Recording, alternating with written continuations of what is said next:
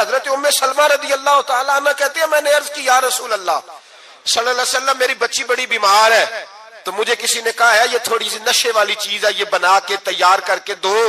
صحیح ہو جائے گی، بیمار ہے بچی تو یہ نشے والی چیز ہے، اس کو تیار کر کے دو، تھوڑا نشہ ہے۔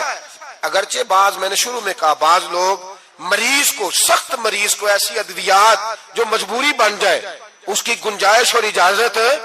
دیتے ہیں، محتاط علماء تو اس میں بھی بہت ساری چیزیں پہلے بیان کرتے ہیں، لیکن اس نے کہا جی میرا نشہ دینا ہے شفا کے لیے، تو حضرت ام سلمہ کہتی ہے میرے نبی پاک نے میری طرف دیکھا، میری طرف، تو میں نے کہا یا رسول اللہ آپ کیا فرمانا چاہ رہے ہیں؟ تو نبی پاک نے فرمایا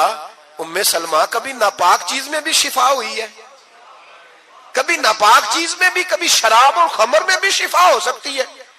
شفا رب کریم نے رکھی ہے پر شہد کے اندر رکھی ہوئی ہے، شفا اللہ نے رکھی ہے قرآن مجید میں رکھی ہوئی ہے، تو اس میں بھی کبھی یہ حضور نے بیان کیا ہے کہ اس کے اندر شفا ہو سکتی، تو امت کتنی دلیری کرتی ہے جو یہ مشورے دیتی ہے کہ اس کے اندر نشہ ہے، شراب ہے، تو کھانسی چلی جائے گی تو فلانی بیماری چلی جائے گی۔ نہ آؤ ان چیزوں پہ، نہ اپنے ایمان کو خرابی دو، اور نہ ایسی باتیں کرو جس سے کہ ڈائریکٹ رسول اللہ صلی اللہ علیہ وسلم کے واضح ارشادات کی مخالفت ہو۔